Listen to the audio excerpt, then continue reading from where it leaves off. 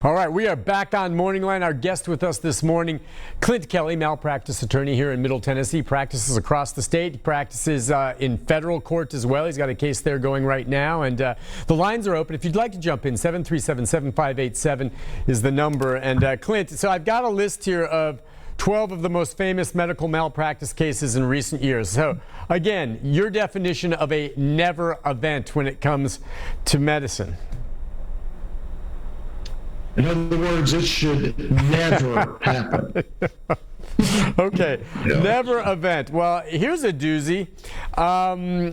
Wrong testicle removed. West Los Angeles Hospital, an Air Force veteran went in for treatment for possible cancer of one of his testicles. When he went into surgery to remove it, the hospital surgeon removed the wrong testicle by mistake. How on earth does that happen? Yes. I'll tell you, because during the timeout process, a doctor or surgeon is supposed to confirm 4 things: that they have the right patient, that they have the right procedure, that they have a signed consent form, and that they have the right equipment. And unless they have all 4 of those things, they're not supposed to proceed with surgery. Whenever you have something like this happened, that means either they didn't do the timeout procedure or they did it improperly. You recall that case I had a few years ago about the baby whose tongue was clipped by mistake. That was simply because the pediatrician failed to look at the consent form and identify the baby before he started cutting. That's what we call medical battery, and that is a never event. It should never happen. All right, this one again is a never event, but failure to obtain a blood type, all right? This was at a hospital where they were performing a heart and lung transplant on a 17-year-old, and they did it without ever checking her blood type. And then, of course, the organs came in not to be a match after they were surgically implanted. That's something I can't account for. I mean, again, that should never happen. It's one of the list of things. If you think of surgery, Nick, is somewhat similar to an airplane checklist. There are items that you have to go down and check them off before and during the procedure, including after the procedure. Nick, I'll give you an example. Make sure you get all the sponges out. You got the sponge count.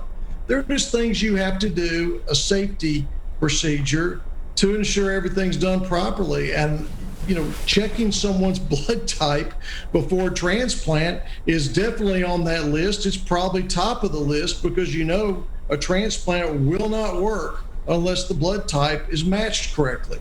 All right, and this is something you and I have talked about with telemed and the communication. This was a story actually I reported on. It wasn't local, but just a few days ago, where there was a woman who went into some kind of seizure, heart condition. Paramedics responded to the scene.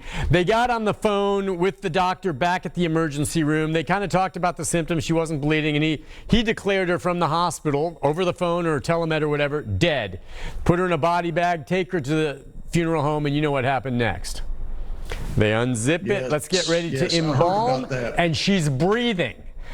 And how that mistake occurred, and would that be a case, a case that she would have to file against them? If she's injured, the case I heard about was the woman, I thought she died. I thought that by the time they discovered, I thought that the case I heard about was a lady who had a heart attack. And this probably was a different case. And the paramedics assessed her and came to the conclusion that she was dead because she had no heartbeat. They sent her on to the funeral home, and the funeral home opened up the bag and found her still breathing. But by the time that they initiated CPR and got her to the hospital, she died. And so the question there was, as it is in all these cases, would she have died anyway, even if she had been properly identified as alive? Again, these things, Nick, there's some cases where there is arguable negligence, where it's what we call defensible, you know, where the doctor or the hospital can say, look, there is a defense to this. Maybe we made a mistake, but it wasn't a bad mistake. Or maybe there's an alternative procedure that could have been done, but we thought we did the right procedure. But these types of cases, there is no defense. to failing to assess someone properly and conclude that they're dead when they're not, taking out the wrong testicle, operating on the wrong tongue. Those are things, the never events you're talking about. Another way to describe it is there's never a defense to it. All right. So, and I know the job is to make sure that the patient is then made whole and to get them money for what they've gone through. And hopefully, as you say, these big settlements end up maybe make the doctors and hospitals do a better job. But we are all human. And it's not an excuse, but I sure as heck make my share of mistakes on stories here. Of course, when I do it, someone's not losing a testicle that they shouldn't have lost or dying. Doctors and humans make mistakes. How much of it is human error that you can just say, well, that's just, some of these are just going to happen? And how much of it is where, look, they had to know better than this. There is absolutely no excuse. Well, let's keep it within the journalism context, Nick. You can write a story or shoot a video for a story and ruin someone's business. Sure. Simply because you acted in reckless disregard of the truth. Maybe you didn't check your sources properly, and you were so hell-bent to get the story out that you just rolled right over the truth. Yeah. And by the time it got out, and by the time you tried to fix it, it's too late. That's a place where you could damage somebody. I can damage somebody by not checking my calendar properly and failing to file a complaint on time and having the case barred. That's why I have malpractice insurance, so that the aggrieved client can come after me and my insurance company can try to make them whole. It's why Channel 5 has insurance for you in the event you screw up. Same with doctors. They have insurance to protect the patient in the event they screw up. And unfortunately, in medicine, more than any other profession I can think of off the top of my head, the bad decisions can be deadly. Right. And that's why these cases are big stakes litigation. That's why sometimes you hear about big settlements, because people died. I mean, if you've got a 35-year-old man who's a general manager at a hotel making $75,000 a year and he's got 4 kids, well, hell, you do the math. I mean, that's a horrid loss. So that's why these cases are very, very, as I say, high stakes, because the injury or the death leaves a huge hole that needs to be filled.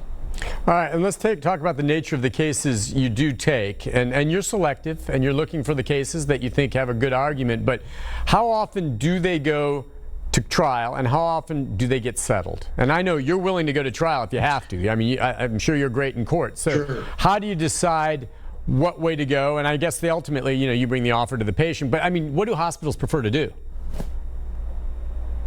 Yeah. Nowadays, I would say the percentage is approximately 80% of the cases settle. That number has risen over the years. There are a lot of different reasons for it, but I believe that there is a general understanding that the risk of litigation is so high, particularly for the patient, because the patient's odds of winning the case are very low. It's just statistics bear that out. Doctors and hospitals win the vast majority of trials. You and I've talked about that. Juries have whether it's intentional or unintentional, they have a bias in favor of healthcare providers. So patients are much more eager to settle a case, to not risk going to trial and getting nothing. So most of these cases are going to settle. Okay, because I was going to say, so the doctors and the hospitals then recognize they don't want to take a chance at trial. Let's offer them something, and then they'll say, well, look, let's just go ahead and settle instead of take a chance at court. I mean, I guess you've had cases that have gone both ways. It's not ultimately your call, right? But you've told the story before, right, of a client that you had where there was a decent offer on the table, one that you even thought was relatively fair, but they just definitely wanted to see it go through in court. Yeah, it's always the client's decision, Nick. They're the final decision makers in the process. I merely give my professional advice and judgment. That's the best that I can do. They have to make the decision. But I had a case probably about 10 years ago where clients left $2 million on the table. They wanted more. There were reasons to justify that decision. There were also reasons that weighed or militated against that decision. I don't want to get into my discussions with the client because that's confidential, but suffice it to say, the wrong decision was made, and it was very costly for the family. But they knew what they were doing. They knew the chance they were taking, and sometimes that happens. But the vast majority of the time, when I give advice to the client about what to do, they take it and then they walk home with a check. Which, at the end of the day, that's what this is all about, is getting them compensated so they can move on. Gotcha. On that note, we're going to take a break. When we come back, more of our conversation. And the number up, 737-7587. If you'd like to join us, Clint Kelly, malpractice attorney, right after this. Stay with us.